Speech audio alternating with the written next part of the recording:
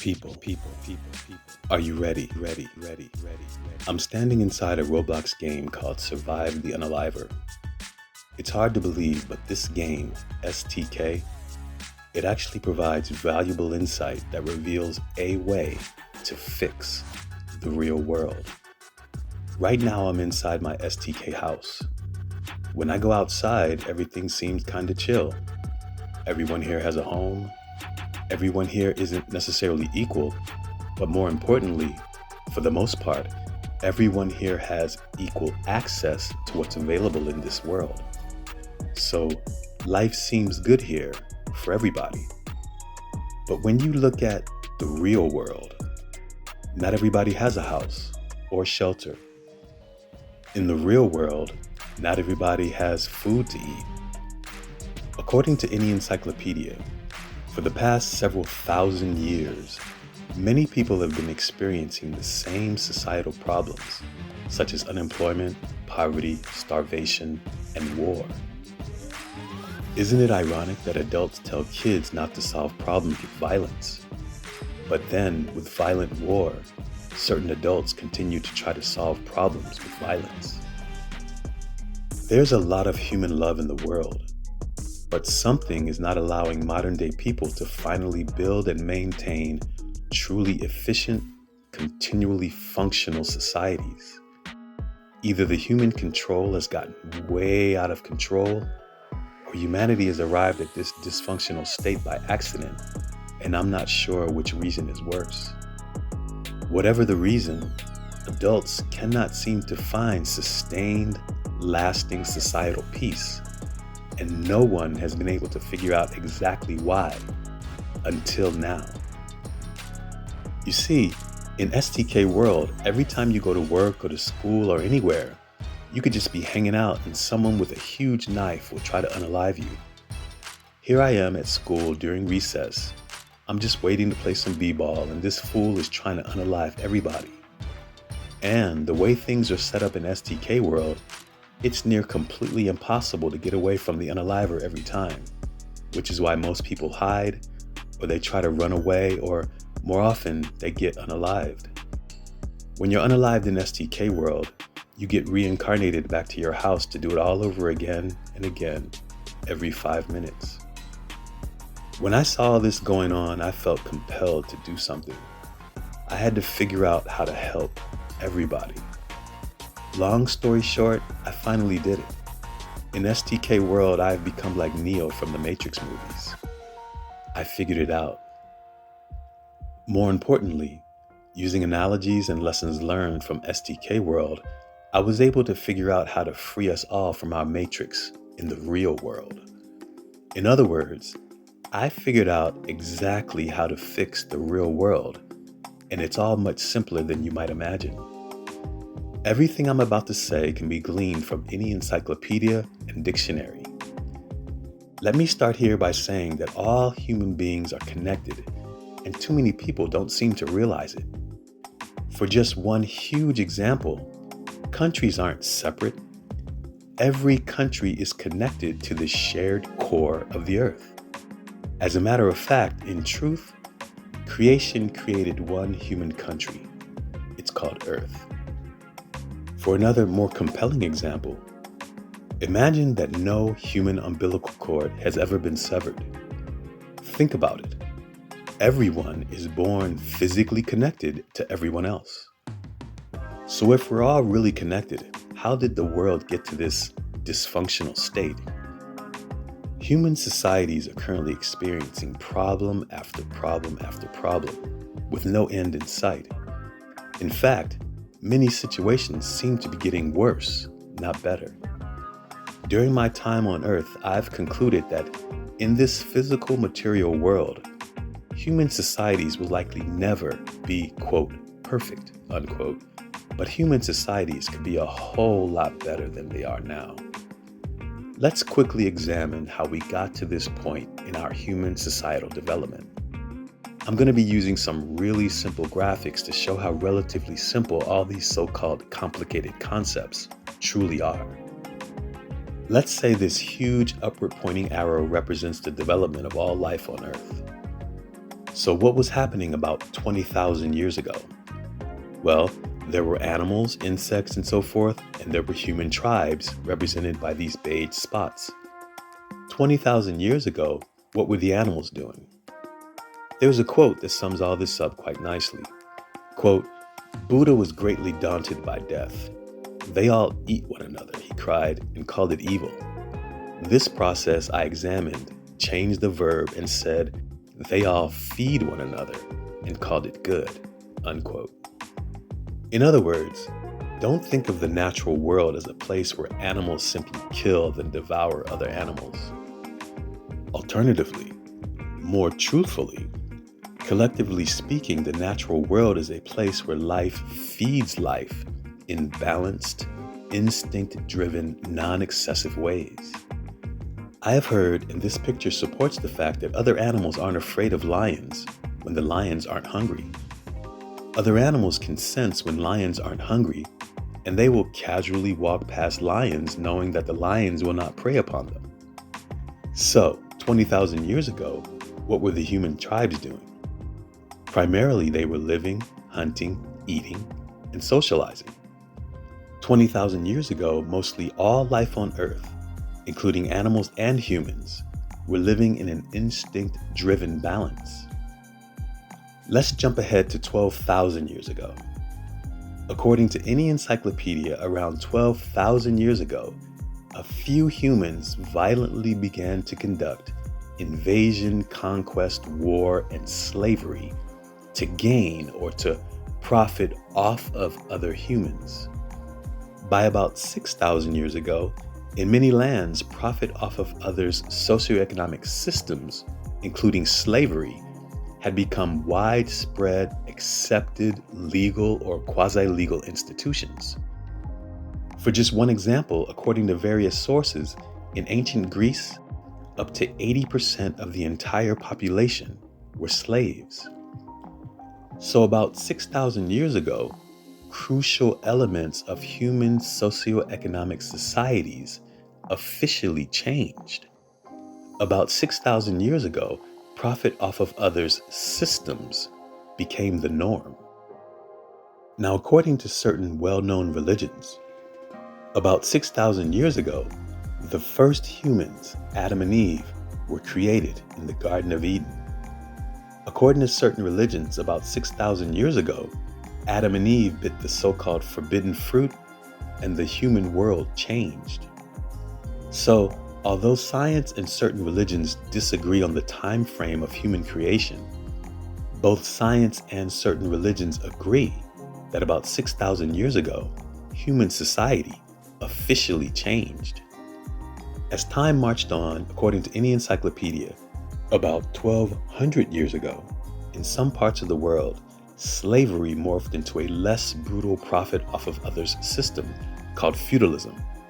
Then feudalism eventually morphed into a less brutal profit off of others system called indentured servitude, which lasted in some parts of the world all the way up until the year 1917. About 500 years ago, in certain parts of the world, the profit off of others' systems of slavery and feudalism began to be replaced with capitalism, which I dare say is a profit off of each other system. Because capitalism is a profit off of each other system, capitalism harbors many detrimental issues, including exploitation of workers and consumers. Capitalism harbors crippling debt. And even 500 years ago, many people clearly realized that capitalism is a form of wage slavery. In response to the continual, inevitable failings of capitalism, about 180 years ago, socialism and communism began to develop. But in the so-called modern world, these arrangements are just state-run versions of the profit off of each other system. Today, some countries continue to utilize Islamic theocracy, which is a religion-infused, state-run version of the profit off of each other system.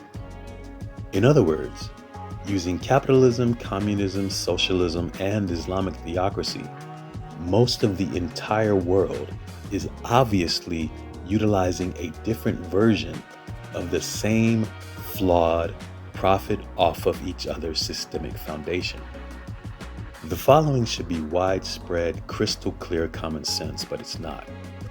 Regions, nations, including America and the world, will most likely never, ever achieve true, lasting efficiency, stability, and peace while humans are using profit off of each other's systems.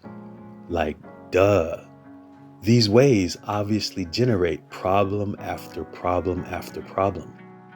These ways obviously can't work for any lasting periods of time. These ways continually generate clash after struggle, after contention, after rivalry, after conflict, on and on and on. These misconfigured ways of life are clearly eating the world alive. We're cannibalizing ourselves and calling this advanced civilization.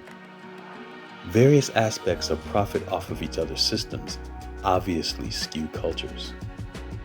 Profit off of each other's systems obviously exacerbate classism and racism. Profit off of each other's systems decrease human abilities to prepare for and respond to natural or man-made disasters. Overall, profit off of each other's systems cause and or perpetuate and or are related to nearly every major local, regional, and global problem. In STK world, people have to survive the unalivers. Analogously, in the real world, people have to survive conditions within profit off of systems because these systems constantly stress, perpetually torment, and over individual lifetimes, they slowly unalive nearly everyone. In truth, profit off of systems are sanctioned crimes against humanity. So what's the solution? Is everyone ready to see an achievable way to finally fix our world?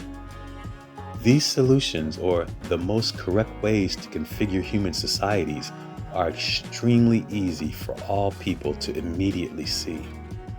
These solutions exist right in front of your eyes, but most humans don't see them. By the way, these solutions are not magic.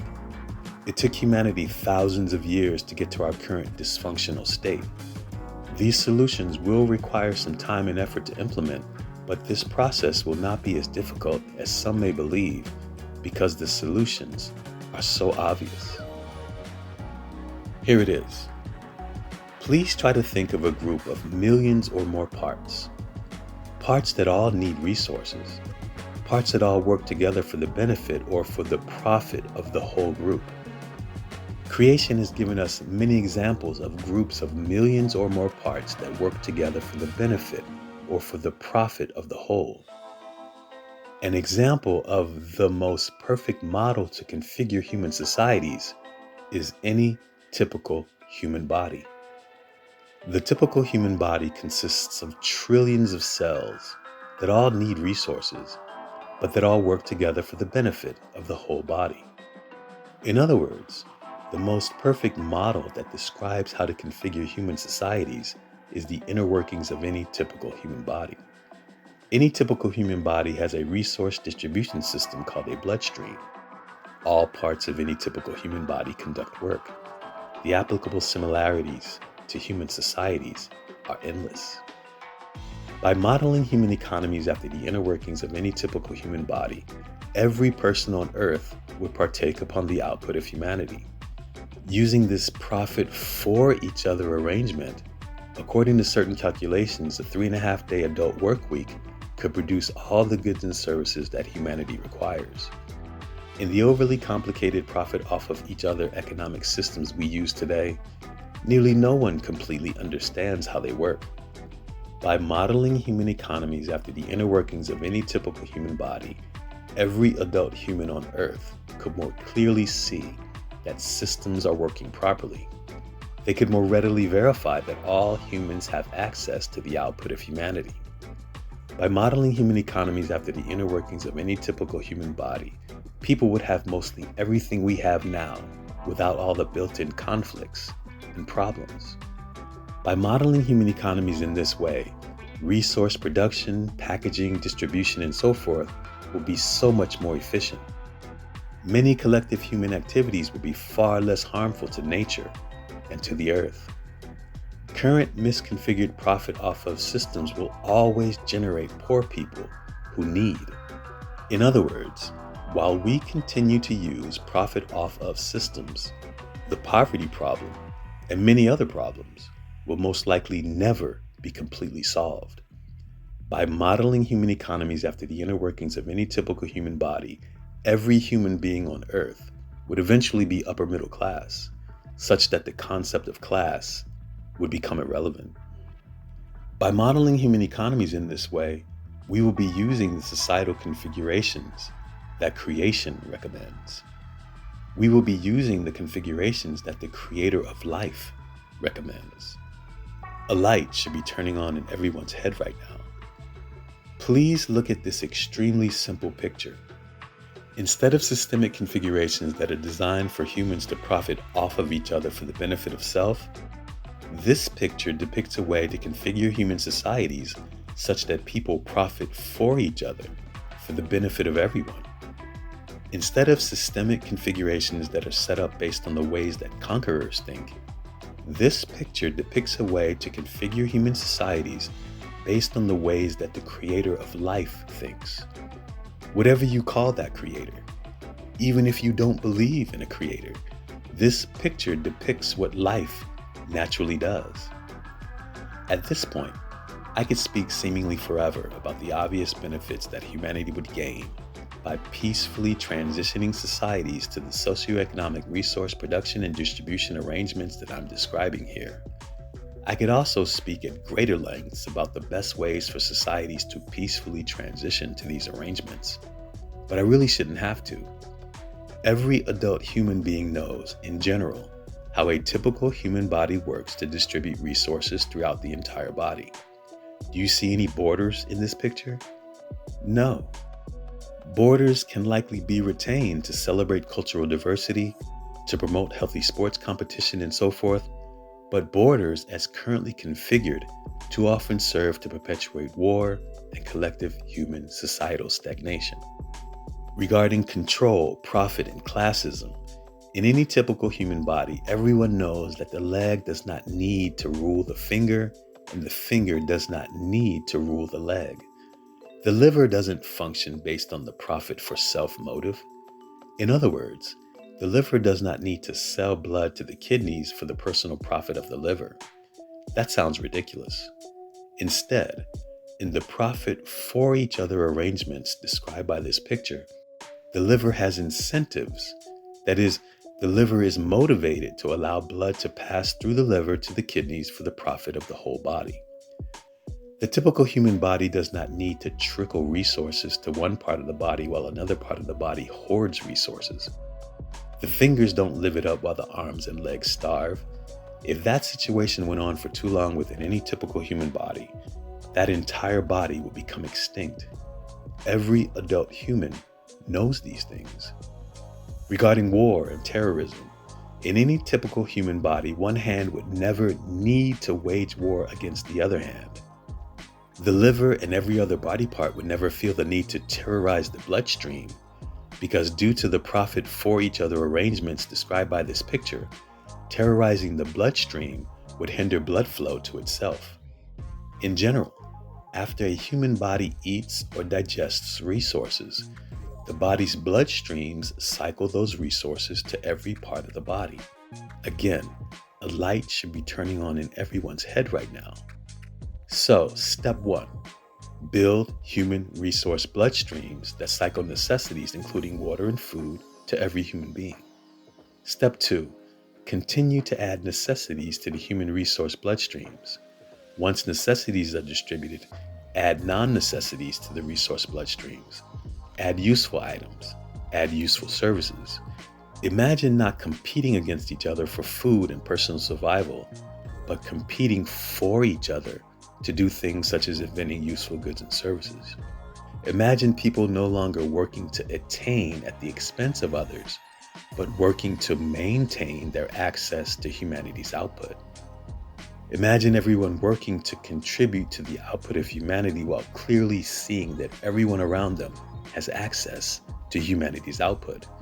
Again, the applicable similarities between a typical human body and the most correct socioeconomic arrangements for human societies are plentiful. Everyone should now be able to see these simple, obvious truths. I am describing achievable socioeconomic configurations that would allow individuals and societies to eventually thrive together, peacefully. The structures to accommodate these changes have already been laid out in nearly every country's constitution in the forms of calling for renewed constitutional conventions. If enough people called for societies to peacefully transition to profit for all arrangements, the world would finally, eventually change. Everything I'm saying and much more can be found in a book called A Way to Fix Our World. This book is located on Amazon.com and also on our website called peacefultransition.org. We use this YouTube channel, Gaming Pros 911, and also the YouTube music channel, Legacy Sounds 888, to raise money to distribute this book. Similar to the music mixing and blending that you're hearing in this video, Legacy Sounds 888 contains some of the best music mixing and blending that you'll find anywhere. So by merely subscribing to and supporting Gaming Pros 911 and Legacy Sounds 888, you will be helping to distribute this vital message to the world. By the way, in STK world, everyone must carry a huge knife. To help people the way that I do, I need to carry the knife that has the longest trail in order to distract the unalivers as much as possible. It just so happens that the knife with the longest trail, it has the word unalive written on it. I am not an unaliver. I am a healer. For a long while, people have been waiting for younger generations like ours to fix the world, but they never had a viable plan to unite around. Now, we have a sensible, achievable plan, a detailed so-called blueprint that can finally make it all make sense. For the sake of the world, get this book, study it, teach as many people as you can, and let's finally, eventually end the societal madness and systemic human pain. Peace be with you all.